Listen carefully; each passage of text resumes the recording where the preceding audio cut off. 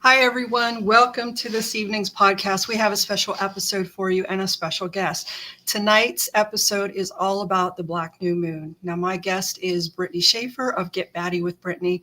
She is also one of HeXenfest's guest speakers. So this is going to be really interesting. So tonight we're diving into magic of the Black New Moon, hedge witch, spiritual practices, paranormal experiences, and Brittany's upcoming talk at HeXenfest. The witch, the medium, and the ghost, spiritual identities through time. And since this is live, we want to hear from you. Drop your questions in the chat throughout the show, whether you're curious about the new moon, magic, witchcraft, or the paranormal. Grab your tea, candles, and intention tools because we are celebrating the Black New Moon and reclaiming the power of the unseen feminine together. So right now, let me introduce my guest. Please welcome Brittany. Hi. Hey. How are you? Doing pretty good. How are you? Good. So what about this energy? Isn't it something? It's just, it's been pretty batty. No pun intended, But yeah, it's been a little nuts. Exactly. I was like all day, I can feel the vibration and the shifting of energy. So tonight is going to be very interesting, and I already feel like I have a lot of work to do, a lot of shadow work. I was just about to say it feels like forced shadow work. Like, here, you need to do this, and this is the time you're about to do it. Yeah, it's basically in your face, demanding, saying you don't have a choice. This is what's happening. Yep. Or you're going to be left behind, so to speak. Yeah, literally. Either get rid of it or let it weigh you down and take you down. So for those who are unfamiliar with some of this, as far as moon phases and what we're currently celebrating tonight, for the new moon, the Black New Moon this evening, what exactly is the Black New Moon, and why is it a rare and powerful event? So the Black New Moon occurs when there are 4 new moons in one season. So this season we're in obviously is summer. So we have had we will have 4 new moons total. When the third one occurs, it is considered the Black Moon. It is kind of when the moon's the farthest away. The night is going to be the absolute darkest. It's the best time for viewing stars and all of that kind of stuff too. But it's the strongest of the moons. And it's also when 2 new moons happen in 1 month. Okay. So what types of intentions or workings do you feel align best with this energy? So, normally, like, new moon work, even aside from it being the Black Moon, is a time when you want to release. It's a time to restart, recharge, rid yourself of anything that has held you back, weighed you down. If you're an investigator and you think that you've picked some stuff up along the way, this is the perfect kind of cycle of the moon to do anything to get rid of it. It's going to work a lot better than it would if you're going to do it any other time. And then with it being the Black Moon on top of it, it's the darkest of times. So in the darkest of times, it's the best time for shadow work. So it's internally facing what you need to face, externally facing what you need to face, and getting rid of it. Facing it, no matter how hard that may be, like, it's very hard to admit some things that we need to get rid of or shed or quit doing or whatever, giving into even. And this moon and this cycle, like you said, the energy, it literally is forcing you to do that, or like you said, you're going to get left behind. And because it's a cycle, it's, the cycle of rebirth. Like, it's technically not the absence of the moon, but it's the absence of the moon's light. And in that, we have that void too, that it opens that we can just get rid of what no longer serves us, basically. And then when we do that, as the moon grows and grows and grows in size, then, you're building your intentions, you're building your goals and all of that. And then when the full moon hits, that's your fruition. That's when you put into work everything that you worked hard to get rid of. So what about those patterns that people keep repeating? So this is a good night for that as well. Because I know I had to break that cycle. Yeah, forever. even Yeah. even addiction. Like if you have something that you're addicted to, if you're working through that cycle where whether it be drugs, alcohol, food, men, women, like attention, anything, any kind of addiction that you have, this is the best time to sit down with yourself and face yourself and Mhm. end it and end that cycle. And, journal, write down, whatever, cry in front of your mirror. Like I have a scrying mirror right back there behind me. I don't just use it to talk to the other side. Sometimes I use it to face myself. Interesting. And it's that introspection and that internal assessment, like, how am I doing? Where do I need to be? What's holding me back? What do I need to shed and get rid of? What do I need to admit to myself that I'm doing that's causing this crappy stuff? Like if you aren't working with your own internal energy, it's going to cause chaos. If you don't train it to do what you want it to do and go the directions that you want it to do, it's just chaotic energy that is going to attract all kinds of crap. It's like not a great example, but it's like training a working dog. If you think that a husky is going to be a lap dog and be okay with that, Right. it's not. Like it's literally going to destroy your life. It's going to chew your whole house apart if you don't give it a job and you don't train it to do certain things. So if you don't face your own energy and face your own internal shit, basically, you just have chaos. It's just Mhm. always going to be chaos. So one of the things that I've been seeing, I watched a couple videos today, just scrolling on TikTok like you do, and I saw a lot of men entering the chat and wanting to know what they can do tonight because they were basically saying, "Hey, if you're in the witch community, I'm not. I don't know nothing about this, but Mm-hmm. what is tonight's new moon about, and what can I do to participate in this?" So for men that are not within our community, what advice would you give them to? Right. Like you don't actually, prime example, you don't have to be a witch. One of my friends that I just recently met at HeXenfest, his name's Phil. He's from Kentucky, and he messaged or commented on like actually this post, like sharing the live and everything. And Mhm. he said that he actually made new moon water last night into today Nice. and he drank it this morning and he was like, I'm curious to see what it does. So like I explained it a little better to him, like, have these kind of thoughts today or do this sort of thing today and stuff. But you don't have to be a witch to follow these lunar cycles, to feel this kind of energy. Like I say this to my husband, he doesn't practice the same way that I do. Like Mhm. he's starting to get into things a little more, but he never did before. But he understood that if I was doing something new moon related, like, he would ask and I would explain to him, like, this is a time for release, a time for reflection, a time for giving this up, that up, whatever. And he's kind of realized like, okay, like that makes sense. So, but for him to internalize that, sometimes that's him going out and working on something in the garage to release pent up emotions that he's Mhm. had, things that, he hasn't faced. A lot of guys deal with a lot of trauma that they don't ever talk about. They don't think it's ever okay to talk about. Like, we just grew up in time periods where, that wasn't cool to do. People don't do that. Men especially don't do that. Right. And they hold a lot of trauma in internally for ever sometimes. And I think, like I said, you don't have to be a witch to feel this energy and this power. And for men, that's something you can go do.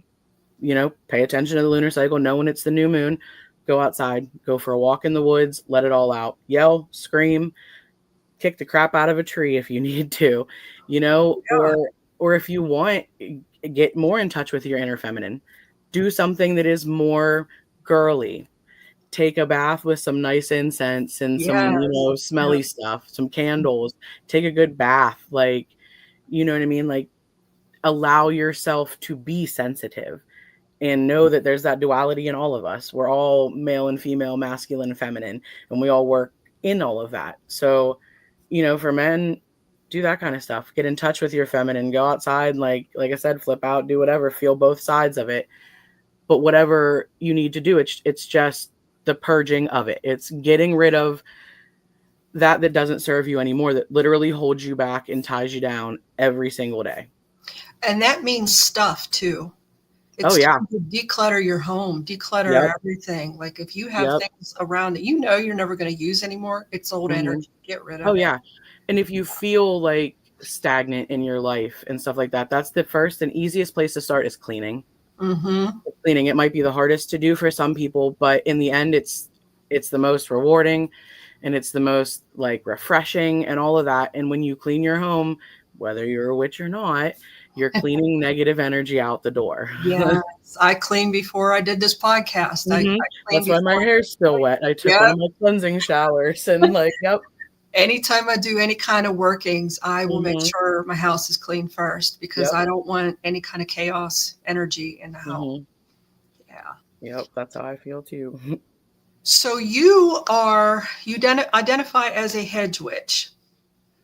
Okay. Among many things. That's Same. if I was gonna put a label on the type of witch that I am, I would say hedge witch is probably they're the best term, Mhm. because I am first and foremost an elemental witch.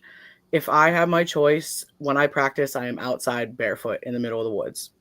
Like I have a she shed up on our property. Like I have outside altars and stuff. Like I am barefoot hippie outside in the woods. Like Mhm. that's where I connect the best. But I also hedge into many different practices and use many different practices. Like I respect everything that I do, and I always make sure if I'm using it, I've researched it and I understand it and I'm using it the right way, that kind of stuff. I don't just see something on TikTok and I'm like, oh, I'm going to do that. Right. But I do a lot of different things. I also consider myself a fiber witch, because everything that I crochet or that I knot or anything like that, I'm always, whether I realize I'm doing it or not, I'm crocheting or knitting and knotting intention into all of it. Yes. Like Yes. I make shawls that are for protection, because as I'm counting and stitching, there's mantras that are going through for that specific person that it's being made for, stuff like that. I do hand fasting cords. And so like I have examples that I always have at my booths, but then, I take custom orders from the couples and I really ask them, like I go through their birthdays and their, just their personal favorite colors, what type of people they are, what type of relationship they have. And those things, their backgrounds, all of that depend on the type of knots I use. Sometimes I'm going to use Celtic knots. Sometimes I'm going to use fishing knots. Like it just depends. So, but all of my workings, everything that I'm doing, I always have a braid back here in the back of my hair that's for protection, and it's always knotted, with mantras, all of that kind of stuff. So I consider myself a hedge witch, fiber witch, elemental witch. There's some that I'm not, but I'm most of them. I think for me it would be eclectic and gray. Yeah, eclectic is a good term for me as well. Yeah. Yeah. I was a little hesitant a couple years ago to accept the gray, but now I believe the gray is necessary. Yep. Yeah. So what kind of ritual would you suggest for beginners? Just to start out with, like dedicated to the Black New Moon tonight or just in general? I mean, if you were going to do something, for the moon tonight and it's like your first time ever really kind of doing anything, one, I think sometimes the easiest is just to sit outside or anywhere that you can see outside. I mean, I know that's not possible for everybody, and sit quietly in the absence of the moon's light. Or if you're going to do it during the full moon, if it's a full moon ritual, because sometimes I think for beginners, the full moon is a little easier because, a new moon, that especially the black moon, that's for release and all facing all of this like stuff, sometimes that's a little harder. Yeah. So I guess for example, like if you were going to do something full moon wise, I would sit, where the full moon light is going to hit you, and you honestly could just sit and journal, like things that if you're going to do it for this moon, things that you need to rid yourself of, things that you need to face, all of that sort of thing. I also really like candle work. So I'm a big proponent of, hold on, I'll turn around and grab my stuff. Okay. So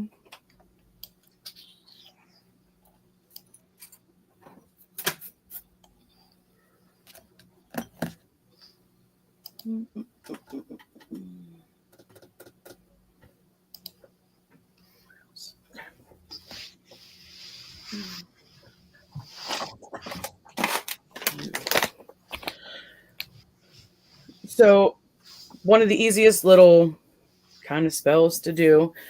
You don't even have to know how to make sigils or understand sigils to do this. Obviously, like if I'm going to do it and I'm going to dress my candles, I'm probably going to carve sigils that I've created or that I know, whatever. You literally can write words. You can use anything. So all I do is I take just a little plate. If you have a little candle holder, that's fine. It doesn't even have to be the right color candle, as long as your intent when you're dressing it is that it represents that new moon, the dark moon, the black moon, whatever cycle you're working under. I would obviously probably use a black candle. I mean, it's just kind of common sense, or a silver candle. These are just cheap, really plain chime candles. You buy them in like multi-packs. They have tons of colors, but it doesn't have to be. It can be a votive candle from Walmart. It can be a plain vanilla candle from Walmart. It can be a tea light. It doesn't have to be anything crazy. And then I usually take something. I use incense. You don't even have to have incense at your house. If you have a feather, anything that just cleanses your space.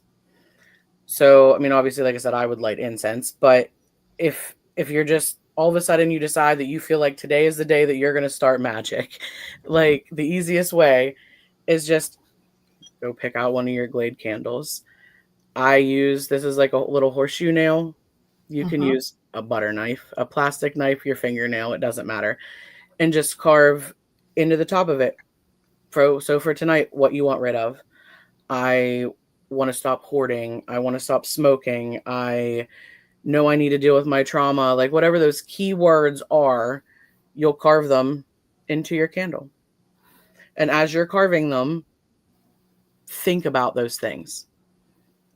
Focus on those words that you're using, or if you're comfortable using sigils, whatever sigils that you're using, whatever, as you're putting them on there, put them on there with intent and focus on those things.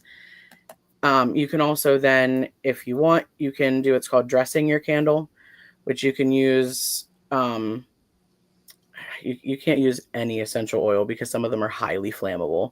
Right. This is just, it's called meditation oil. A little tiny oil, or I'll use Florida water, witch hazel, stuff like that. I have like dressing tar that I have made, but it's up in my she shack. But it's just molasses and charcoal mixed together. So after you have your sigils and everything in here, when you dress it with something like that, it fills in those voids and you can see it a little better. But the oils will do the same thing.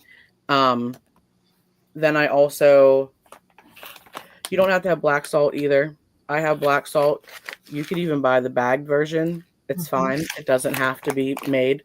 If you're going to make your own, I usually use pink Himalayan salt, and then I just collect all of the ash from my incense, from anything I'm burning, anything I'm doing, and that just gets all mixed into there. It makes black salt. Like I said, store-bought's fine. It doesn't have to be anything crazy. So I just, on my little dish there, then I just pour out just a little spoonful. You can add, if you have herbs you want to add. Some people, like for something like this, I probably would add cinnamon because it's a good refresh, restart. You could add protective things, like if you're getting rid of negative people in your life, like all that kind of stuff. You could add some rosemary. You could add lavender. You could crush up rose petals in there if it's, bad love that you're trying to rid yourself of, or obsession you're trying to rid yourself of. I'll be the first one to tell you, I do not have every crystal memorized. I do not have every herb memorized. I know a lot of the common ones because, after a while, you know. Right. But it's okay to have resource guides. It's okay to look stuff up. It's okay to buy a book that teaches you about these things that you reference back and forth. My ADHD brain, there's no way I would remember all of this stuff. Mhm. So whatever your intention is, whatever you're ridding yourself of tonight, say you have an ex that you just cannot get out of your mind to where you're so obsessed it is ruining your daily life. So then you're going to want to address this in that kind of way. You know, you add some self-love in there, but then also add ridding, you know, obsession and like lust and like those kind of things and just renewal. And it's okay to like look things up by those keywords. And then those are things that you can incorporate. You can add crystal chips, whatever you want to dress your little, I don't know if I'll be able to show it accurately. Okay. So it's just a little container. And then I would take this candle that I've dressed and everything, and you smelt the bottom of it a little bit, and you stick them in the middle. Mhm. And then I light it. And then they don't burn for too long usually. And I mean, you don't have to let it burn for long. But I like to sit there, especially for a new moon ritual. I like to sit there and focus on that flame and focus on that energy and work through myself and work through those things that I'm releasing. Because if you don't work through them, you're not getting rid of them. They're still there. They're still hanging on, and you're not ready to get rid of them. And once I feel ready, like I feel like, oh, I can take that deep breath. I feel like that weight's off my shoulders. I feel like I've been to a good therapy session maybe with myself, you know. And once I feel like that's, you know, that's that, you know, you blow the candle out with intention that this is the end, seal the deal. You know, I usually with this kind of thing, for me, I call on my own intention and my own power. So I thank myself for allowing myself to feel. I thank myself for allowing myself to put myself through those motions, to feel, to heal, to all of that sort of thing. And that's how I kind of close it all out. Because you don't have to do it exactly like that. You don't have to have the salt. You don't have to have any of it other than you're in a candle, and to sit there and work through all that. One of the things that you said a little while back is that when you are doing these rituals and your workings is to make sure you're giving yourself love first. Mm-hmm. I think that's very important because a lot of people forget about themselves when they start practicing or they're just new to this. Mm-hmm. They immediately want to go to, because they're coming from a place of not having power maybe in their life.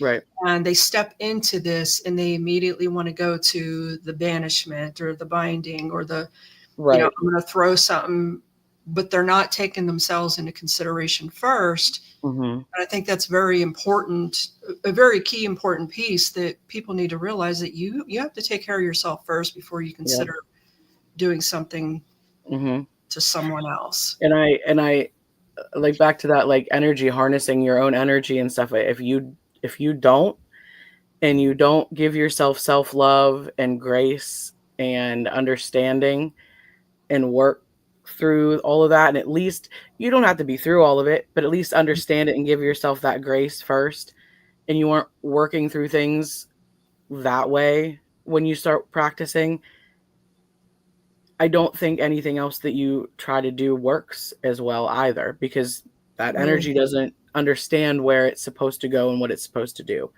Exactly. Completely agree. So as far as some of the altar tools, now we talked about you don't need to go out and spend a lot of money and have a whole arsenal of witchcraft supplies.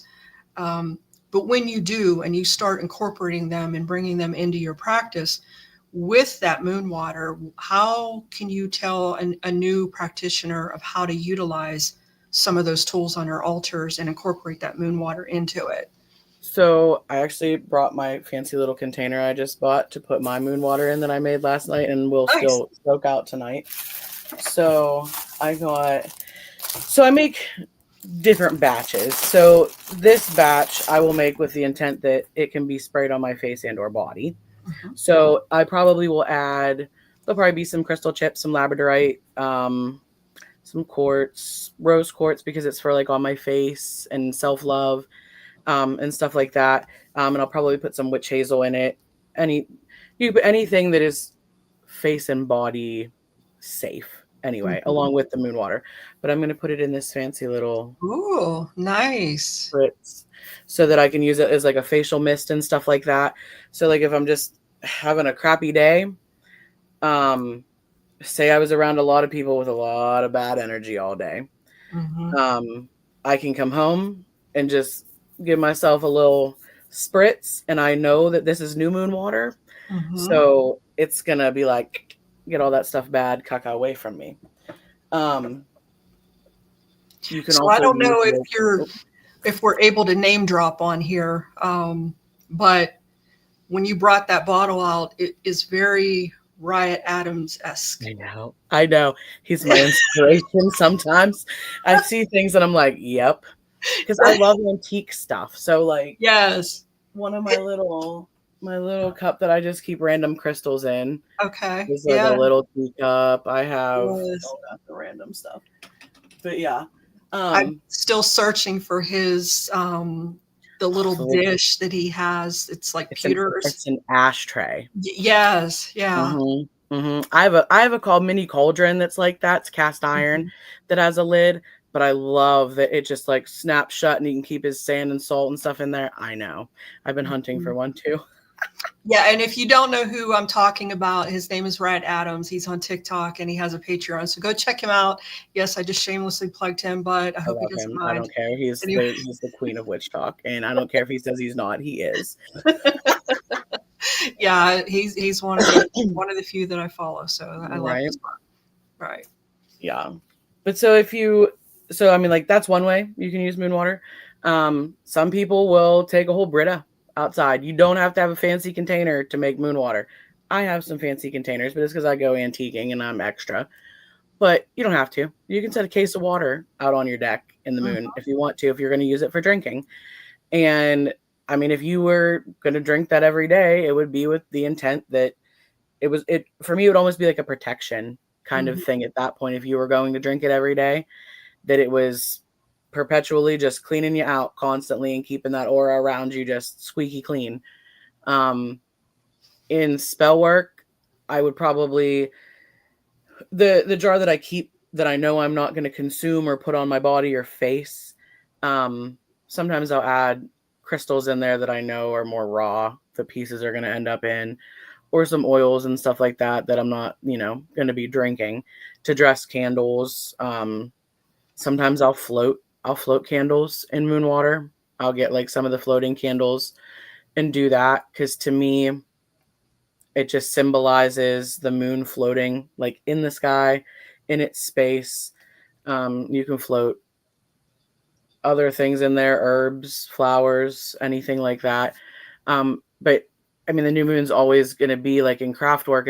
It's always going to be used to banish and to release and to get rid of things. And I honestly think a lot of times it's more personal and internal than it is, like a banishment spell or something that you're trying to work against somebody else. It's more personal stuff. Even, I mean, cord cutting is going to work perfect this kind of time. I'm glad you said that. Yeah. Like cord cuttings are perfect, and they don't even have to be like boyfriend and girlfriend.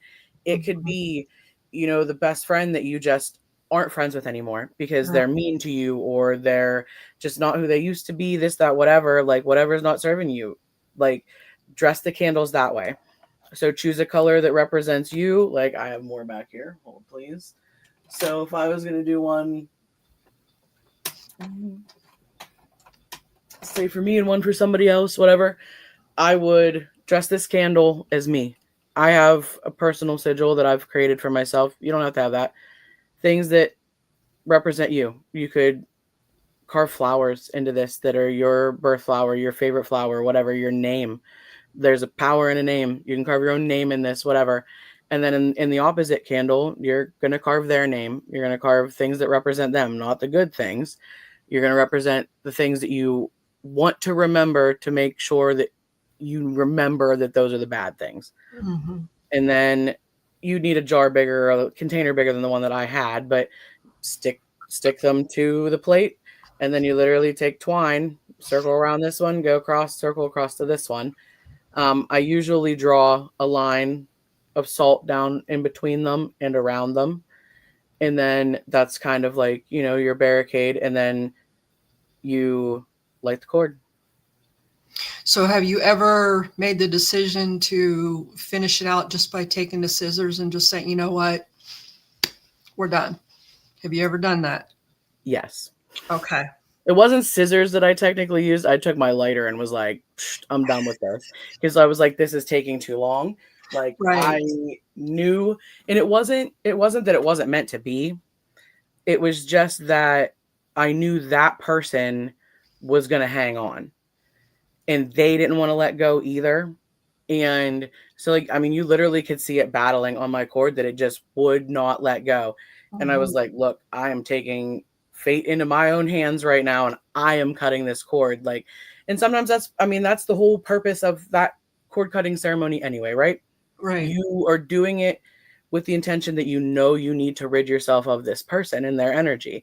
So if you're physically seeing in front of you the struggle, that's happening. So I think it breaking on its own and you cutting it, it's the same thing. You know what I mean? You're doing the same purpose. You wouldn't be doing that cord cutting ceremony if you didn't want to cut that cord to begin with. Right. And for me, I don't know if you do this as well, but I take it a couple steps further. And if I happen to have items of that individual, they're gone too. Oh yeah, absolutely. Done. Absolutely. I will do the cord cutting outside in front of a bonfire. Mm-hmm. Because as things break, their stuff is going in there as well. I think when you hold on to things like that, you're holding on to pieces of the energy, so you're not letting it all fully go. You're giving them that ability to come back in your life, to give them the time of day and give them your energy even more. And if you're going to cut it, you got to cut it all the way. So how many times would you tell somebody that they should do a cord cutting? Because for me, it might not always be a one and done situation. I heavily believe in multiples. It's not always 3, 3, 3, 2, 2, 2, whatever. But I don't believe it's usually one and done either. If it's somebody that doesn't really have that big of an obsession or problem or whatever, maybe. But for me, sometimes it depends on how long if it's a relationship or a friendship, whatever, like, how long have you been together? How long have you known each other? How deeply entwined are your lives? Like, were you living together for years and years on end? Were you married? Were you soul sisters from the time you were born till the time you're 50 years old, and now it's just not right? I think the longer the time period, the more time sometimes you're going to have to do it. I also think, though, too, like, if you're doing it so many times and it's not working, it's because you're not ready to cut that cord either, though. So like, if you have to do it like 3 or 4 times, I would say that's probably about standard if it's been a long journey and a long process, because the first cord cutting, you're like breaking that surface, you're ripping the Band-Aid off. The second one, you're getting the majority of the work done, and the third one, you're sealing the deal. But if you've done it 7 or 8 times and you're still calling them up or still answering their phone, still friends with them on Facebook, giving into their bullshit, yeah, then like it's not the cord cutting that's not working. It's that you don't want the cord to be cut deep down. Like, subconsciously, you don't want to break that tie either. Right. I know for me, when I'm done, I'm done. Yep. That's how I am. But I know a lot of people aren't like that either. Or, they'll come to a witch or a practitioner and, they'll want help doing a cord cutting or doing anything like that.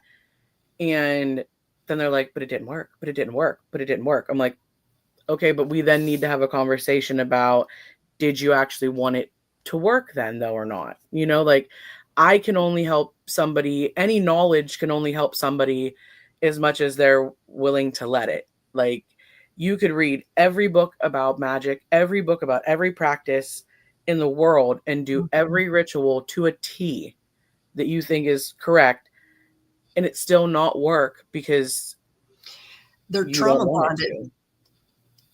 Yeah, they still have that toxic trauma Mm-hmm. bonded connection Yep. to a person, and it's Yep. that vicious cycle over Yep. and over again for them. So let's talk about deities and whether or not to work with them. Obviously, it's a personal preference, but tonight is about working with the underworld, some of the darker deities. And I've been chastised and I've been looked at because most of my chosen deities are probably like mainstreamly seen that way.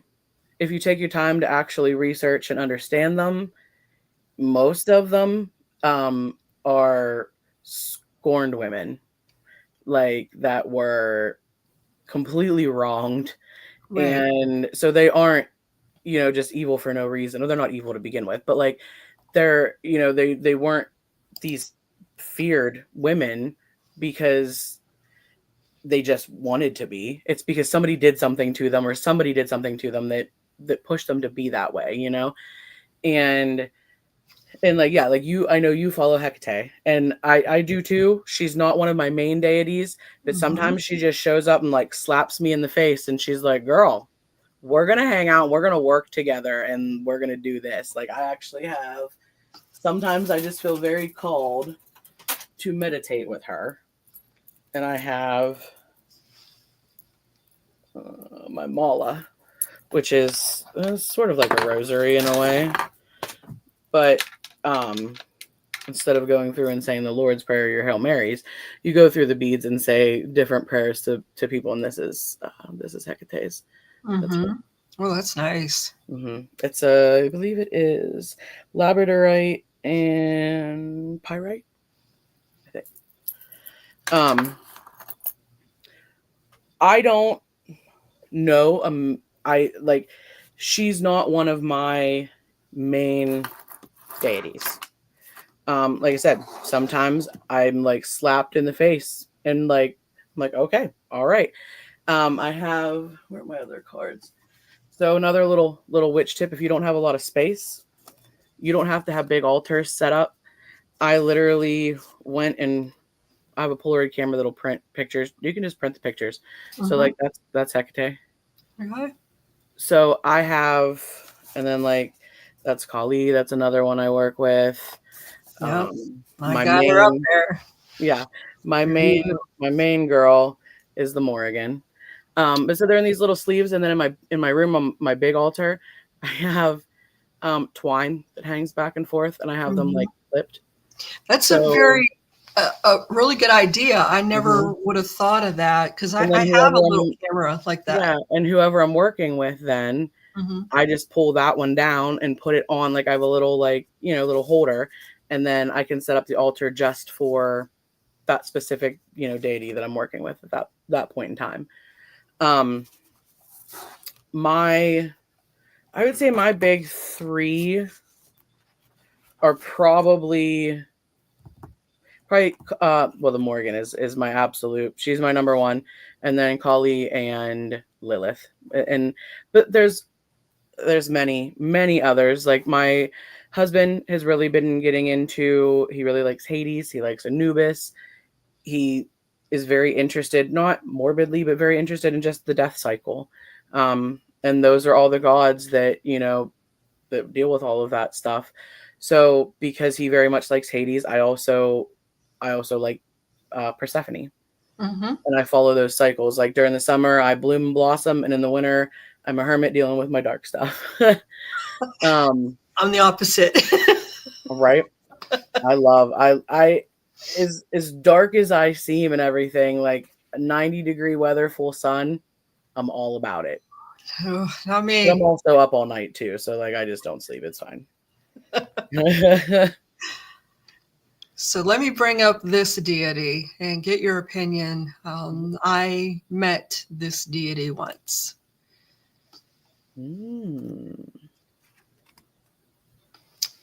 Yes. That would be incredible.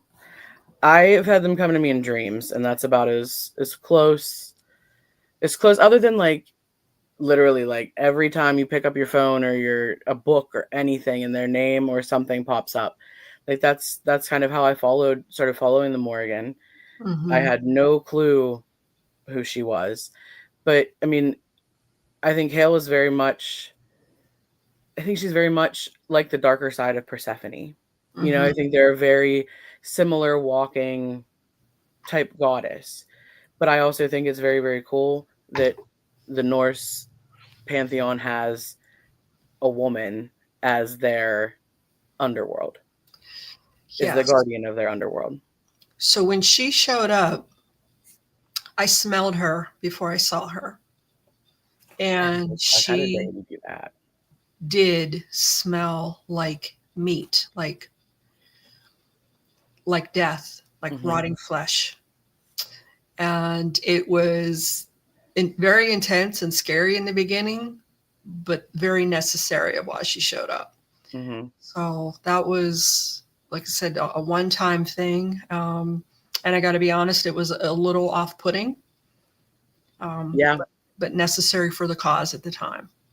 I had probably the wildest deity experience I think I've had. And it literally was like a wild synchronicity because I follow the Newkirks, like Dana and Greg Newkirk. I don't know if you know who they are, but Mm-hmm. they have a documentary out called The Unbinding. And it's about a haunted object that was sent to them and stuff that is a wooden goddess deity. And she was bound and chained and or tied around her neck, and there were nails and stuff in her and everything.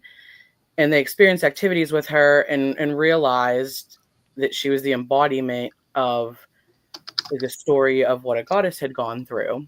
Well, at the same time that the Unbinding was coming out and I was reading all of this and watching all of this, I was doing my ancestry and was going through like kind of like the type of witchcraft or like the deities that they all would have believed in, like from these different parts of the world that like my DNA comes from. And I remember falling asleep looking up my ancestry of like what was Bohemia and Slovakia and like different places like that some of them, like Bohemia, doesn't exist anymore. And waking up and smelling wet dog, like Mm. massively like wet dog, and I'm like, what the heck? Well, then I finished watching, like the Unbinding premieres like the next day, and I watch it, and in the end, it's revealed that they're pretty positive that they walked the path of Mokash, who Okay. is a goddess associated with like swamps and decay and water. And they saw like wet footprints through their house, like swampy wet footprints and stuff like that. And it was literally the exact same thing and then I like looked her up and I was like, oh, like my ancestors would have believed in her. Like that, totally then like clicked and made sense. And then like the Morrigan, I'm very much of my practices are Celtic, and I don't know how I never ever really came across her before. Like I've used and Bridget, Freya, like everybody else, and I've never ever even read anything about her. And then about like 6 months ago, it literally was like everywhere I looked, the Morrigan, the Morrigan, the Morrigan, the Morrigan. And so I finally like started researching her and stuff. And like she very rarely comes to people, but when she does, she's a goddess of battle and war and Yep. death and rebirth. Yeah. And she's also seen as a three-headed or three-faced goddess. She Mm-hmm. shows herself to people as Mother Maiden Crone. She's a shapeshifter. Mm-hmm. She, when she shows up on the battlefield, the side that she's on, the other side usually will give up because she only will support a side that she already knows is going to win. She's she also has that kind of Persephone Hades story Mm-hmm. where, like on Halloween, she goes to the underworld and there's a marriage ceremony with her and Dagda. And so she lives in the underworld as the wife of the underworld, basically, and helps lost souls and souls from battle and warriors and all of that kind of stuff. And she just, and it was funny because I was already doing Magpie Oracle and all of that kind of stuff. And literally her biggest symbol is a crow or a raven. Mm-hmm. And so I was like, wow, I was already like set with my logos and different stuff. And I already had like my little bat and my crows around it and was already doing Magpie Oracle. And I was like, wow, okay, like this this all really makes sense. Like I think every deity that I work with, it's because they've come to me like in some kind of way like that. Whether I've just been like super obsessed with researching them, like that's how Kali and Lilith were, like they were showing up everywhere. And then I just fell down so many insane rabbit holes. And I love to study Christianity and religion just because it's a little bit entertaining to me sometimes historically. And so like, you know, that's Lilith. Everybody thinks Lilith is this awful, you know, mainstream. They think she's awful. She's the mother of demons. She's this, that, she's awful. Which just because she didn't want to be Adam's wife in the Bible and in the First Testament and stuff like that. It's just because she didn't want to do what somebody told her to do. And that's why I relate evil to her. Now. I very much relate to Lilith, very much so. I have the same mentality. I will not be told what to do. Yep, that's how I am. I'm like, try me. Like, no. If you tell me, like, if you don't want me to do something, you should probably tell me to do it, because then I'll be like, yep, I'm going to do it. Tell me not to do it. I'm 100% going to do it. Yes. 100%. Yeah, I've worked with the Morrigan a couple times. And pretty much the last time was prior to me relocating. But yeah, she came in and assisted, and it was immediate results. Yep. Immediate. That's how it's kind of been for me. It was like she knew I was at a place in my life where I needed to have a set of balls, and I wasn't.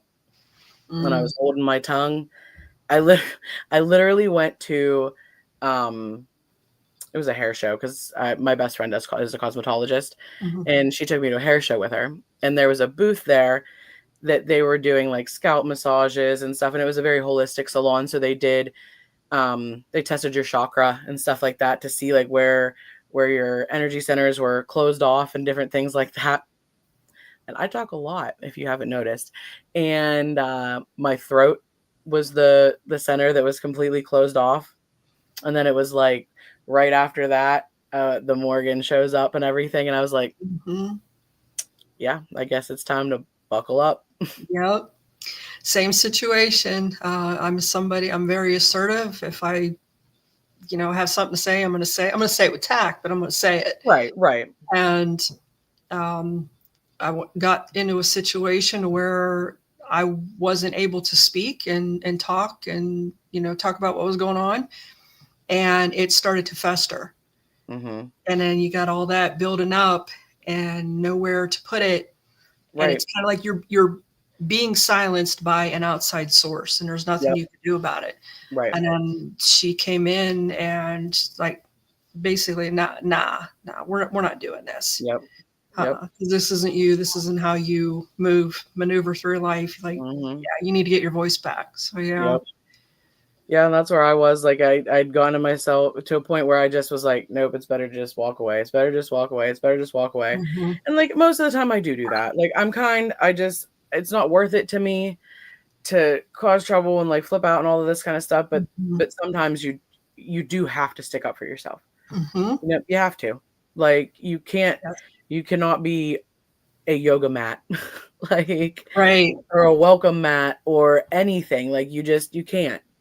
And I adhere to the whole, you hear a lot of people today saying that, especially with me, and I can relate to this so much, that I am not nice. I'm kind. Yep. That's how I am too. Yep. I'm kind and I'm brutally honest. You don't come to me if you don't want me to be honest with you. Yes. Nice gets you walked on. Yep. So let's talk about the paranormal, because you also are a paranormal investigator. Oh, I do all kinds of things. Same. Yes, I am. I got my hand in everything. It's crazy. And I'm just always curious. I'm like the most curious person. So if I can try it, I'm going to do it. So as far as paranormal and psychic work, being a psychic and an investigator, Does this lunar energy, especially the black moon, affect spirit communication or paranormal activity? And if you were on a investigation tonight, how would you make adjustments for what is currently going on? It would depend on where I was going, to be honest. If I was going just to like, I don't know, like a historic place, like just like a railroad museum or maybe an old courthouse or just a house or something like that, it probably wouldn't change a whole lot. Now, if I was going to go somewhere like an old prison or an infirmary or a sanitarium or an old state school, somewhere that sadly, a lot of mental things, would have happened. I probably would throw my guard up a little more than I normally do. Yeah. Only because I'm so emotionally raw for this energy phase, and it's like personally emotionally raw. So if you're going to a place where you're going to connect with what those spirits there have been through on any type of wavelength, it's going to be way more intense. It's going to be way, way more intense because they're going to be a whole lot more raw than you're used to. But I also think, because it is a time of banishment and all of that, that you're going to walk away easier without taking anything with you. As long as your intent, you have to tell them they're not allowed to come home with you. You have to set your boundaries in your grounds, because if you don't, you're going to have friends. But I think it's a less sticky situation than if you were, for example, if you were going to investigate under the full moon. That's also going to be a super heightened energy time in those same kind of locations, honestly. But they may have an easier time coming home with you under those circumstances. Whereas under a new moon, black moon, even during the waxing, part of the waxing phase and waning phase, where you're really close to the new moon, you're going to have a safer time, honestly. You may not have as much activity. Sometimes I think the lunar cycles, not sometimes, I think they really do affect locations. You can feel the energy in the air, so they can too. So some lunar cycles, full moon wise, it's going to be easier for portals to open, for time jumps to happen, that sort of thing. Whereas like the new moon, it's just going to be way more emotional. Which I know we had to have had a time jump a week ago. I don't know if you experienced that, but there was a little bit of a discrepancy as to what the heck just happened. And I thought it was 2:00. I literally told my husband the other day, I thought we lost like a week. Yes. Almost. Yes. I was like, wait a minute. Why does this feel like it was so long ago? Like this, that, or whatever, from like literally from like the end of June to now, I feel like was a long, super long period of time. And it's not. So somehow I feel like I jumped backwards, but. Yes, I can agree with that as well. That's how I felt. I'm like, it was 2:00. What happened? Right. Like everything was so strange. And it, like we talked the other day when I messed up our time, I'm not a napper. Because my anxiety will not let me nap. And the other day I was so exhausted, I had to lay down. And I woke up disoriented, confused, questioning my life. Yeah, that's literally like I woke up the other day and I was like, wait a minute. Is it 5 a.m. or 5 p.m? Yeah. It was like that when you're a little kid and you take a nap accidentally and you wake up and you think you got to get ready for school and it's actually like 6 p.m. on a Sunday. Yeah. That was like my reaction the other day. I was like, because you messaged me and you were like, oh wait, we're wrong. And it's not Sunday, it's Saturday. And I was like, wait, isn't today Saturday? Oh, it's not Saturday. Yes. Huh. Yes. So, I was confused then too. It's fine. But yeah, during this time, especially, we're heading close to Halloween or Samhain. Yeah. The And veil today is being the veil thinning is thin. Yes. hard this year. Yes. Granted, this is the first year I've had abilities my whole life, but I really kept them under lock and key for a very long time and only started really ripping them. Like I ripped that cord wide open last October. Hmm. And so this is the first going into the fall season where I've been ripped wide open raw. So the last like at least 2 weeks leading up till now, I'm like, whoa, all right, this is a different ball game. The Hmm. other day I had messaged one of my good friends and I was like, listen, I don't know who this is coming to me, but her name is Kat and it's you that I need to contact. And if I don't, she is not going to let me sleep. So I literally made a deal with this woman in my head. I was like, look, I will message her in the morning and I will say whatever it is you need me to say, but can I please just sleep? And it was like, she was good. And then I got up at like 5 o'clock in the morning and messaged my friend.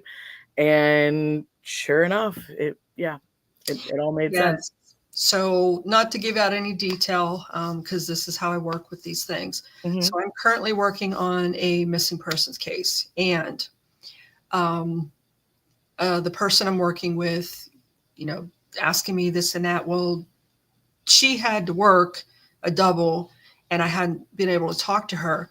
I laid down to go to sleep, and it was probably about an hour of me laying there. I started to drift off. And right in my left ear, I hear a male standing beside me whistling the Kill Bill. That, that Yeah, song that starts out with the whistling. It's like yeah, Kill Bill, the mm-hmm. rap song, but it's Kill Bill from the movie. Yeah. And I hear this, and I'm like, okay. Right. So I messaged her because I knew she would be working. And as I messaged her, she somehow got her phone. I don't know if her phone heard her, um, picked up her voice, and you know what I mean? Did that because her phone's listening to us, whatever. Right. Well, yeah. And it started playing in her car. It I'd have freaked been her like, out, freaked me what? out. Yeah. But like after I relayed that info to her, it stopped here. So it was kind of like that the message Yeah. got delivered and the connection was broken. Mm-hmm. But yeah, that happens to me a lot where I have like what I call drive-bys to where they just show up to relay a message and then that's it. Yeah. That's literally what's been happening to me like some of the time. Like I have some people that like, they'll bug me for multiple days in a row. And then like until I sit down with somebody and like read with them or whatever. But yeah, some of it's literally, I'm like, okay, all right, message relayed and they're out and gone. Mm-hmm. Yeah, definitely. So as far as being followed home, you talked a little bit about that, like we're talking about the investigation.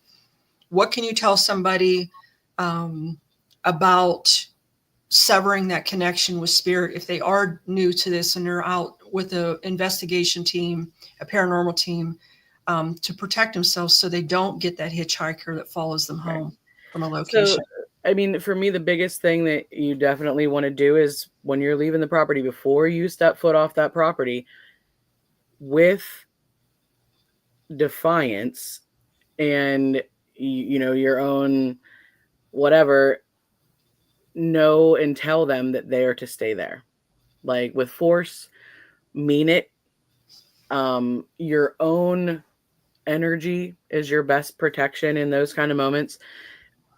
They won't, I can't say they won't ever follow you home, but I've never run into an instance where if somebody said and meant that with, like with what they mean it with, or I can't think of the word I'm even trying to say right now. Conviction. If you say it with conviction, and you mean it, 9 times out of 10, they're not going to come home with you. If you don't say it with conviction, they might. I also, a lot of times, like if I'm with a team or anything like that, I'll walk them through like a little mantra at the end. We all hold hands. You envision the brightest, whitest light of energy surrounding you, blasts everything completely away from you and cleanses you. That's an easy way to do it without any equipment, without any candles, without anything. Sage is good in those instances. Cleanse your body, cleanse yourself, cleanse your car before you go home. I personally prefer to cleanse my house with Palo Santo, and I cleanse other spaces and stuff with sage. I personally believe that sage will get rid of everything, wipe it a clean slate. Palo only gets rid of negative, nasty things or things that have negative intentions. So in my own home, once I've cleansed it, I want my good spirits here, you know? So I don't really cleanse with much else than Palo here, but I make and sell little travel protection kits. They look like they're in like little Altoid containers. Yeah. And they have a little they have a little container with like crystals that, you know, make sense. So tourmaline, obsidian, clear quartz, rose quartz for self-love. Again, I always make sure I incorporate that self-love into it, because if you're banishing something and creating a void, you have to fill it with something. And if you don't fill it with your self-love, it's going to fill itself with something else. Right. And I don't necessarily mean like an attachment, but like negativity, chaos, anything, like leaving an open hole there that you're not putting something positive in just leaves a space for chaos. So it has a little thing of black salt in it. It has some rosemary, and a little tea light that I've made that has lavender just infused in them. And then it has a little card in it that's just a mantra that you pour the stuff out in there. You light the tea light in the middle, and you envision the whitest light blasting from that tea light. And then I also I put a tagline in there that you don't have to be a witch to use my protection kit. If you are a Catholic, call upon your saints and your beliefs when you light that candle. That is fine. Call upon St. Michael, whoever you need to, Mother Mary, whatever you want to do, like when you light that candle. If you're Muslim, if you're Hindu, whatever it is, whatever your biggest belief system is, even if you're atheist and you just believe in yourself, then you light that candle with your own power and your own intention, and that is your protection. I don't, even when I go in and help people with cleansing in houses and stuff like that, I always assess obviously the family, and I talk to them and everything first and try to get down to the bottom of some things. I'm a historian. I look up the property, I look up the area, I look up all of that kind of stuff that also can lead to all of that thing, all of the things that are happening. And I first and foremost ask them what their belief system is. I'm not going to go in there and cleanse their house with Kali on my side or whoever else I choose on my side when you don't believe in any of that. Because the second I leave, my authority is gone and out the window, and they don't care to stay gone. Right. They might for a week or two. It might piss them off even further. So when I go in, I teach them my practices like cleansing and blocking mirrors and locking mirrors and different things like that. But I teach it to them in their belief system, because like I said, if you don't, you're not helping them at all. So let's talk a little bit about the use of sage and whether or not it is a closed practice. What are your beliefs around that? And what can you advise the people that are new to this practice who hear a lot of that on TikTok, that if they're not of a certain race or culture, they cannot use it? I'm a hedge witch, so I don't only follow one practice. Right. Now I do respect and honor every one of them. I will not use a practice unless I have so fully studied it and researched it for a decent amount of time. Yes. That I understand it, and then I feel like then in that manner, in that practice, then I am able to use it because I'm doing it in that manner. Now, as far as like ingredients and those kind of things go, because Palo is the same way. I've researched both plants, both cleansing methods, all of that sort of thing to begin with. Two, I also will only buy it from indigenous people that are growing it themselves, that are harvesting it themselves, that the money is going to them, that they're not, packaging it up in an Amazon facility plant somewhere, and you don't even know if that's sage because you bought it somewhere. Not anything against Five Below, because I do love me some Five Below, but if you're going to buy your sage pack at Five Below, one, I don't think it's right. Like, it's not, you're not buying that ingredient for the right purpose. You don't respect that ingredient. So therefore, even if you're buying it, to me, that ingredient's not going to respect you or work for you either. You know, like a lot of my herbs and stuff like that I use, I try to grow them all myself or harvest them wild. If I don't, I'm as conscious as I can be. I try to make sure that I'm being respectful of where they come from.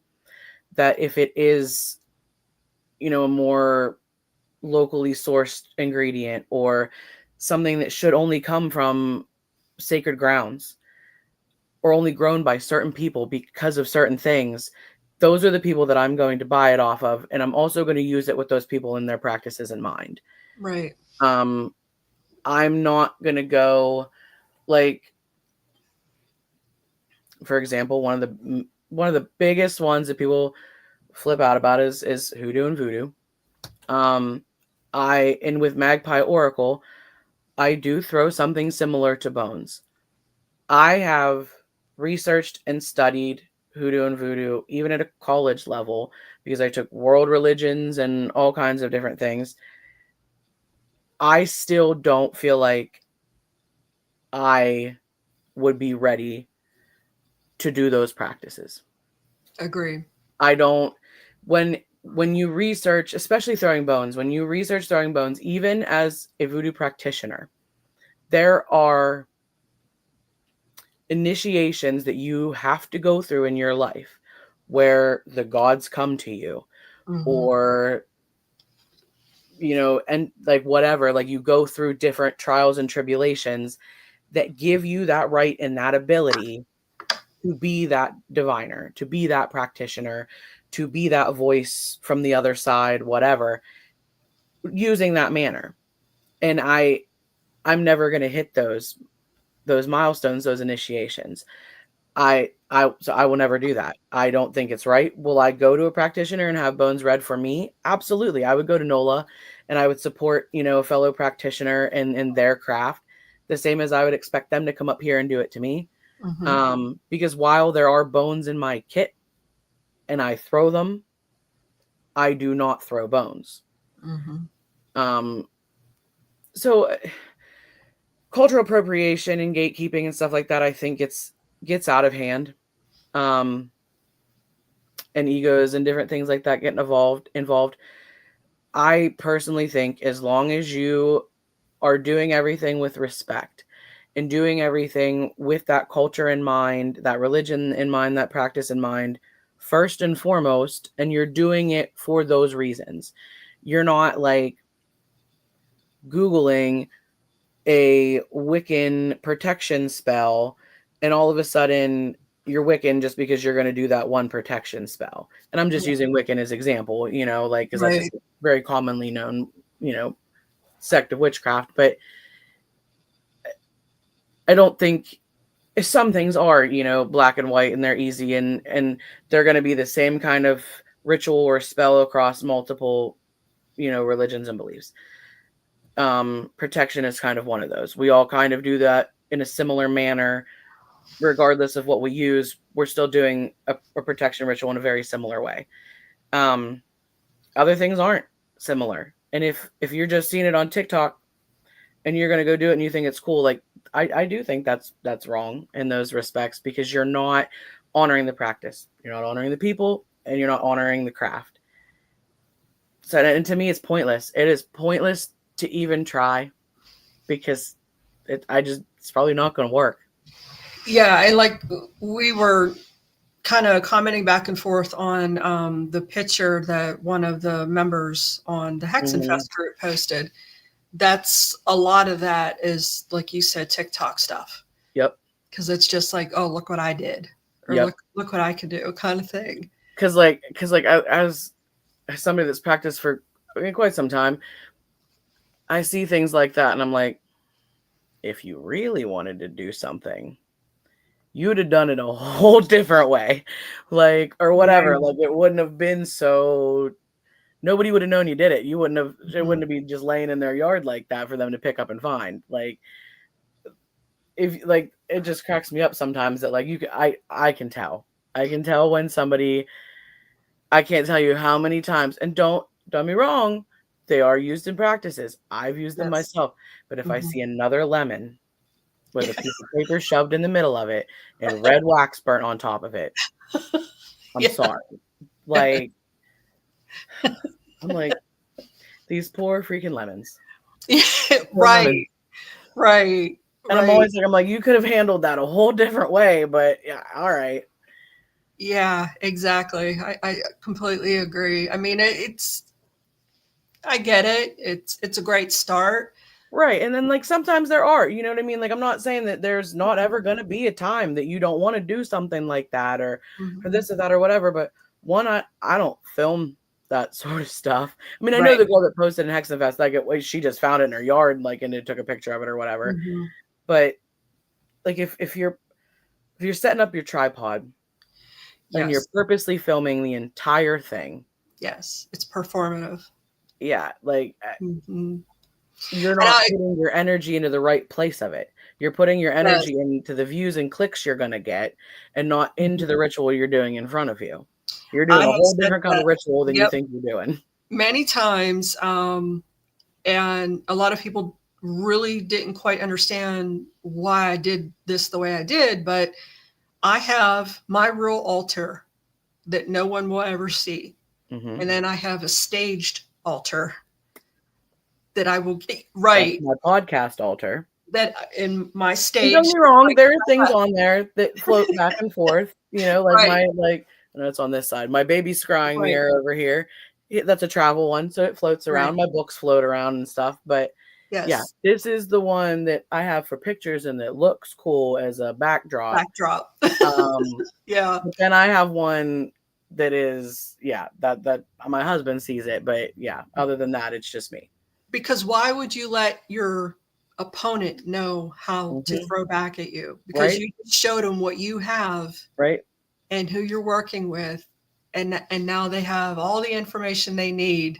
right. That's bad military strategy, Yeah. bad football play, bad all of it. Like, Yes, exactly, exactly. So I have my mhm, reel. Again, nobody sees it.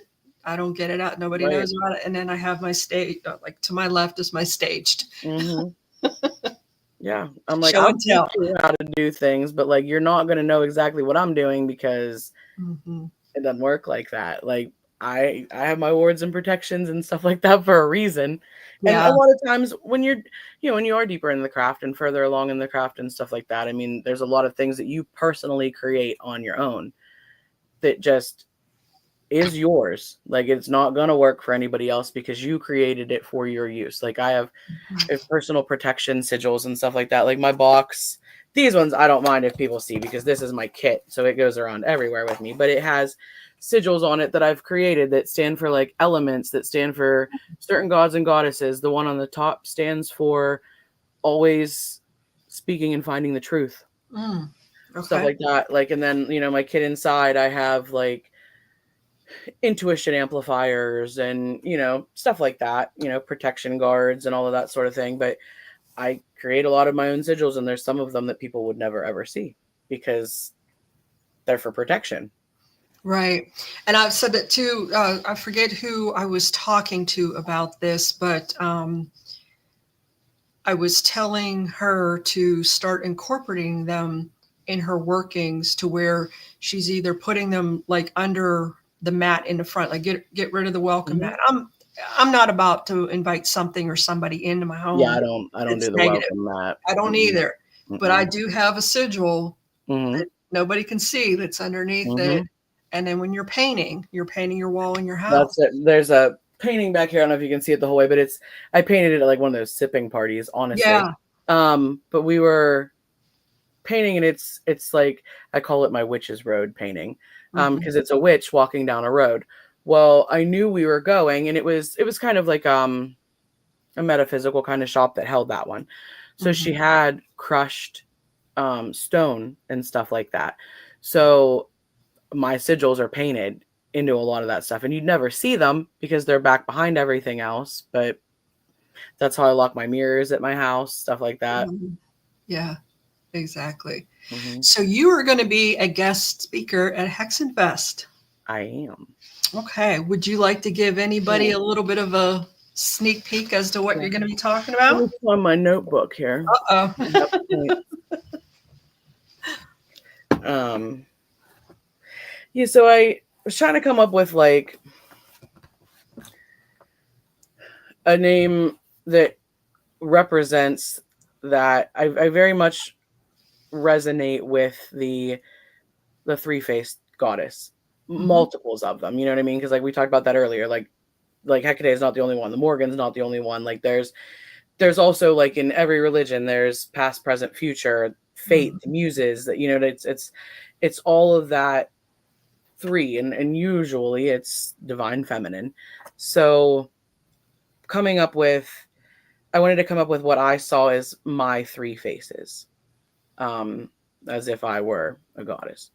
And so I came up with the fact that first and foremost, I've always been a witch since I was little. Like my great grandma practiced, my dad practiced. Like, yes, I was a little kid making mud pies out in the yard, but I also was putting them in the cauldron with the frog, and I was learning what rosemary did and what thyme did and nettle and mullein and all of that kind of stuff. And I just thought it was just childhood to me. But so I learned to read Lenormand tarot and cartomancy because that's what one of my great grandma did. She read playing cards like tarot cards, and knew numerology and all of that kind of stuff. She read coffee grounds and stuff like that. So I grew up very, very much in all of that. My dad was on the darker side of things. So I got my taste in every kind of magic you could imagine. I also got a taste in every kind of religion you could imagine because my dad installed sound systems in churches. Okay. So after they were installed, we always had to sit through some kind of mass with them to teach them how to use it. So then that sparked my want to learn all about religions and how all of them all kind of connect and synchronize. Most of the time, we just don't realize it. So anyway, getting back to that, like my three faces. So I've always been a witch my entire life. So I knew that was going to be the first face of my topic or whatever. And then recently I've broken into the fact that, I have the abilities that I have the psychic medium side. And that comes in with, the paranormal and investigating. And because even at first I was only using my abilities on investigations. So I was only reading the past. I was reading the spirits that were there because they were there. I wasn't reading for, person that walked past me on the street. I wasn't reading for you. I wasn't reading for, any of the viewers. I wasn't doing that sort of thing. And then I started doing that too, because that literally slapped me in the face. Like I was so right so many times in a row that I couldn't even tell myself I was nuts anymore. Like my friend that I had to contact the other day, I was like, I don't know why. I said, this woman wore a scarf all the time. I literally can feel it brushing across my face, like the coolness of the scarf. And when we video chatted, that was the first thing that she pulled out. And she was like, this was theirs. Nice. And I was like, oh, okay, so I'm not nuts. And she was like, no, you're not nuts. Mm-hmm. I was like, okay, I don't know how many times I have to like kind of validate myself to like fully believe it. But that is kind of the path that I'm on right now. That is my present path. And the one that I see in my future and what I'm kind of going towards is the understanding of the ghost. Where do we go when we're gone? How do we help? I have an aspiration that I eventually would love to become a death doula. I've seen tons of it in my life. I've sat and held the hands of many of my family members as they passed, just because I had that position. My dad, many family friends, other friends. I was an addict at one point, so you lose a bunch of friends in that manner. And I don't know, I just have some different viewpoints sometimes on the grief journey and all of that kind of stuff. And I really think I could be a very big asset to people as they're transitioning. And I think because of the path previous, the witch and the medium, I can explain that to them better, and I can walk them through those things better and comfort them better in those times than, you know, a lot of other people would be able to. And so with my story then, because the witch, the medium, the ghost is me, then that's how I'm like, you know, with some of my talk, I'm going to go through and identify how I reclaim my power as each one of those things, or how I will have power in that last one by reclaiming my power in the other two. For example, I mean, as a witch, you're always battling some sort of witch hunt. Somebody tells you that they hate witches at least once a week. At least. So, you know, like as a witch, we're always battling that. And I went through that journey of reclaiming my power and not giving a crap what anybody thought of me, felt of me. I'm to the point where, yeah, I'm a witch. What of it? You know, like big deal. But for the longest time, I was like, I don't know, I don't want anybody to think that. Like, it's going to affect my college career. It's going to affect my job career, what people think of me or my family or whatever. And I bottled all that up inside, and I reclaimed that power. And I'm claiming my power as a medium now. And like I said, I hope to claim my power in the future as that third face. And my goal with my speech or talk is to inspire and teach other people, even if theirs isn't the witch, the medium, and the ghost. Maybe theirs is the medium and then the witch and then something else. Or maybe it's the lawyer, the doctor, and the cabana boy. I don't know. You know what I mean? Like it doesn't. It's just that path of past, present, future, and how to claim your power in all of them. And I personally, you know, as a female, I'm going to claim my feminine power before anything else. But my speech isn't just going to be women's power the whole time. I'm going to tell you as a man how to reclaim your power too, because it's very important to be so understanding in your own head that as a man, you're okay with going through those journeys too. And understanding that you need to reclaim your own power and to not just slide by or do this or do that or whatever, because you're a man and you're supposed to do this and you're supposed to do that. Well, it's the same as me being a female. We're supposed to do this and we're supposed to do that. I'm reclaiming my power. You can too. Like, it doesn't have to just be like, it's okay to celebrate your feminine. It doesn't mean you're gay. Doesn't mean that you're anything less of a man. It doesn't mean any of that. It means that you understand that everything has duality, and your masculine side isn't as masculine as you want it to be if you don't have your female side in check too. Right. It's very important, guys out there. If there are any of you men listening, very important message. It is all about duality. Yeah, I honestly think the manliest of men, that are the most respectful men, the most kind, the most would do anything for anybody kind of men, are the ones that they'll watch, you know, they'll do the girly stuff. They'll, you know, watch a chick flick, or they'll cry because something makes them sad. You know, like, that's okay. Do that. We're human. We all have emotions. No matter whether you're boy, girl, whatever, it doesn't matter. Whatever you are, whatever you want to be, any of that, we all have emotions. We're all humans. That's right. So does anyone out there have any questions? Because we will gladly take some questions from anybody. If you want to know anything about performing a ritual tonight for the Black New Moon, please ask. I don't know if you heard what sounded like cattle going past my door, but my cat is having a zoomy moment. Oh, So I don't know if there's anything thundering on by, but he just went flying.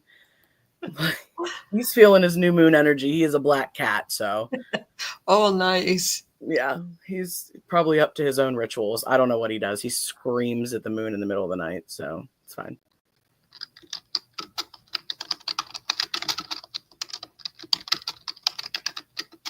I'll probably go out and every single rug in my hallway will be completely tore up. He likes to remodel the house around this time of night. It's fine. Oh my. He's one that, like, people are like, oh, I love having familiars, or I love having my animals around when I do my work. Not that one. Absolutely not. My one cat, who he's also black, his name is Wick. He's named after the black flame candle. He is very much like into the arts and the craft, and he just lays around and watches everything, and he's there. The other one we have, he's actually my Graham's cat we took on. His name is Tuffy. Okay. And he's just nuts. He would absolutely, if he could get in this room and touch anything on my altar, he would burn it to the ground. So, very chaos energy. as far as some of the things that you're going to be offering at HeXenfest for anyone that is going to be attending, keep in mind we are going to be at Bottle Works, Johnstown, October 31st, from 6 to midnight. And then we have a live performance from 8 to 11 from Rust Belt Coven. So we have lots of vendors, psychics, mediums, tarot readers, Reiki practitioners. We have food trucks outside. There's going to be a full-scale Wendigo walking around. We have the Squonky Tonk Man. He's going to be there in character. It's fantastic. Yeah, there's a lot going on. I'm really excited. But for anyone attending, what will you be offering? So I will have my readings. So I do Magpie Oracle. So I will have, you can sign up with me and book those kind of readings from me. I also have like add-on stuff on my list. So like if you want to add like a 3-card Lenormand spread on top of your, your regular Magpie, it's just like a little small add-on. Or there's a few other oracle decks and stuff that I bring, some of my animal oracles and stuff. So there's some like add-on options there. I also do custom sigils. So how I do those is I have you write down on a piece of paper like what you want this sigil for. So I even do a lot for people that want with right now, back to school time, they want personalized sigils of protection for their kids in school. So, I do not want my child to be bullied, or I do not want their name, whatever, to be bullied at school this year. Whatever you want the sentence to be, whatever. Then there's ways that I break them down. I take out double letters, take out some of the vowels, and then I use what's called a witch's wheel, which is numbers around a circle in a certain pattern, and each letter corresponds with a number. So like A is 1, B is 2, so on and so forth. So you break your statement down into just numbers and then plot them on that witch's wheel. So that's how like a lot of these ones came about. Oh, okay. And then I kind of just intuitively, like, you can add, depending on like what the sigil's for. So you can use numerology with it. So you can add, if it's going to be a sigil for them doing well in school and encouragement and creativity, you could put, you're going to put 3 dots with it or 3 arrows with it, just to make them look. I like to make my sigils look nice. I like to make them aesthetically pleasing, because I feel like, I don't know, they work better for me that way. If I know what I'm looking at and it looks, if I'm making a protection sigil and it looks protective, that just gives it more power to me. So I'll have that option at my booth as well. So you can give me whatever kind of statement you want, anything like that. If there's specific colors you want in them, this, that, whatever, specific symbols, and then I will create you a sigil, and then I'll teach you how to activate it. So I don't always burn my sigils to activate them. I have you choose what element you resonate with the most. If I am very earthbound, I'm an air sign, I'm an Aquarius, but if I can have my feet in the dirt, they're in the dirt. So I will take my sigil and I will rub dirt, charcoal, anything like that in, and then I'll burn it. I have people that will put it on paper, like write it on tissue paper and put it in water, or even toilet paper, put it in water until it dissolves in your hands. That activates it. If you're a very water bound person, that water makes sense to you, and fire, you don't like fire. Why would you activate something under fire if you don't resonate with that element? Right. If it's air that you resonate with, you can write it on a leaf, you can write it on a feather, something that's going to float off.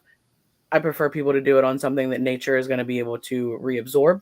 But anything like that, write it on a blade of grass if you have to, and then you just let it go into the wind, and that's your activation. And then, you obviously keep a copy of it so you know what it looks like. So I have those offered for sale. And like I said, I teach you how to walk through. If fire is your element, light that sucker on fire and let it go. And that activates it. And, just little tips and tricks, how to use them, charge them, that kind of thing. And then I'm ordained. So if I have the opportunity, if you want to sit down with me, you and your partner, I can help you write vows. I am ordained, so I can do ceremonies. Also ordained through the Church of the Gnome, which is still legal, but it is a little bit more interesting of a ceremony than the traditional Universal Life Church. Right. And fasting and all of that. I make hand fasting cords, so I'll probably have a couple of those there. I crochet, so I have a bunch of that stuff with me. I make ghosts and cowbell holders and tarot deck holders and all kinds of pouches and different stuff like that. Keychains and random crocheted stuff. I roll my own beeswax candles, so I'll probably have some of those there.